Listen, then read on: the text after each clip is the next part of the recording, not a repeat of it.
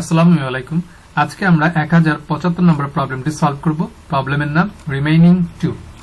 এই প্রবলেমে বলা হয়েছে read an integer n, print all numbers between 1 and 10,000 which divided by n will give the rest equal to। এটার মানে বোঝাচ্ছে যে একটা ভ্যালু ইনপুট হিসাবে নিতে হবে এবং 1 থেকে 10,000 পর্যন্ত যে ভ্যালুগুলো আছে সেই ভ্যালুকে এই নাম্বার দিয়ে আমরা ভাগ দিব। তার মানে ইনপুট হিসাবে যদি আমরা 13 নিই তাহলে 1 থেকে 10,000 এর মধ্যে যে ভ্যালুগুলো আছে সেই প্রত্যেকটা ভ্যালুকে আমরা 13 দ্বারা ভাগ করব এবং ভাগ করলে ভাগশেষ যেগুলো 2 আছে, যে রেস্ট ইকুয়াল টু যেসবের ভাগশেষ 2 আছে সেই সব ভ্যালুগুলোকে আমরা আউটপুটে দেখাবো।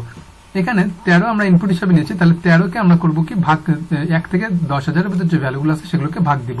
ভাগ দিলে ভাগশেষ যেগুলো 2 আছে শুধুমাত্র সেগুলোকে প্রিন্ট আউটপুটে আমরা দেখাবো। যেমন এখানে 15 নম্বর যে ভ্যালুটা আছে এই ভ্যালুটাকে যদি আমরা 13 দ্বারা ভাগ করি তাহলে এটা ভাগশেষ 2 থাকতেছে। 28 যে ভ্যালুটা আছে এই ভ্যালুটাকে যদি আমরা 13 দ্বারা ভাগ করি তাহলে এটা ভাগশেষ 2 আছে। 41 কে যদি আমরা 13 দ্বারা ভাগ করি, কারণ আমরা জানি 3 13 39 39 আর ভাগশেষ 2 থাকে সেই 41, এই আউটপুটটা দেখাতেছে। তার মানে এখানে প্রবলেমটা বোঝাচ্ছে আমরা ইনপুট হিসাবে যে ভ্যালু ইন্টিজার n টা নিচ্ছি সেই n দ্বারা আমরা 1 থেকে 10,000 এর ভিতরে যে ভ্যালুগুলো আছে প্রত্যেকটা ভ্যালুকে ভাগ দিব এবং যার ভাগশেষ 2 থাকবে শুধুমাত্র সেই ভ্যালুগুলোকে আমরা আউটপুটে এখানে দেখাবো। তো ইনপুটের ক্ষেত্রে এখানে বলা হয়েছে এটা ইন্টিজার ভ্যালু n ইনপুট নিতে হবে, যার মান হবে n এর মানটা হবে 10,000 থেকে ছোট, এবং print all numbers between 1 and 10,000 which divided by n will give the rest equal to 1 per line, এবং একটা করে, এবং আউটপুট এখানে দেখাতে হবে একটা করে এক একটা নাম্বার এক একটা লাইনে দেখাতে হবে। তো এই হচ্ছে আমাদের মেইনলি প্রবলেমটা। এখন আমরা এই প্রবলেমটা কিভাবে সলভ করব তা দেখার জন্য আমরা কোড ব্লকসে যাই। আমি এখানে দুইটা ভেরিয়েবল ডিক্লেয়ার করে দিলাম, একটা i এবং আরেকটা হচ্ছে যে n। তারপরে এখানে স্ক্যানএফ ইউজ করতেছি।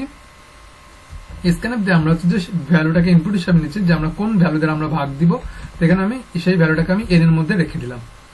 তারপরে এখানে একটা ফর লুপ ইউজ করতেছি।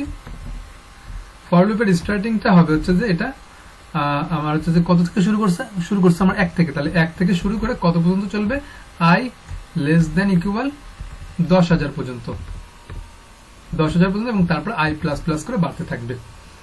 এবার আমি এখানে কন্ডিশন চেক করব, ইফ যদি আমার i, এই যে i এর যে ভ্যালুটা, এই i এর ভ্যালুকে আমি কত দ্বারা ভাগ করব, n দ্বারা ভাগ করে দিব, n দ্বারা ভাগ করব এবং ইকুয়াল ইকুয়াল লিখব 2। তার মানে এখানে কন্ডিশনটা হচ্ছে i এর যে ভ্যালুটা, i এর ভ্যালু আছে প্রথমে 1, তারপর 2, তারপর 3, এভাবে করে i এর ভ্যালুটা কন্টিনিউয়াসলি চেঞ্জ হবে।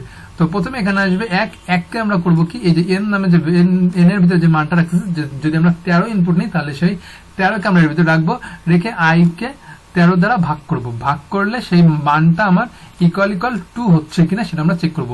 মানে ভাগ বলতে হচ্ছে ভাগশেষ, আমরা ভাগশেষ করব, ভাগশেষ করে দেখব যে এটার ভাগশেষের মান 2 হচ্ছে কিনা। যদি 2 হয় তাহলে আমরা এখানে প্রিন্টএফ করবে i এর ভ্যালুটা %d, তারপর এখানে ব্যাকস্ল্যাশ n দিয়ে দিলাম এবং এখানে প্রিন্ট করবে i এর মানটা। এই হচ্ছে আমার মেইন প্রোগ্রামটা।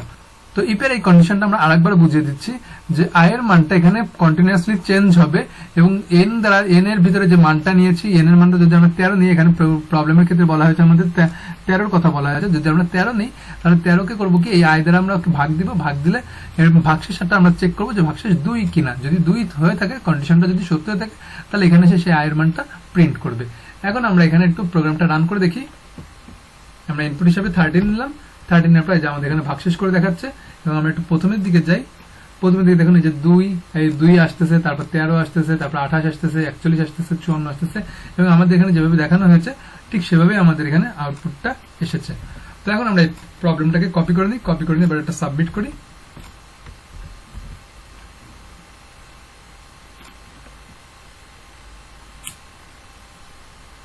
দেখুন আমাদের এই কোডটা অ্যাকসেপ্টেড হয়ে গেছে।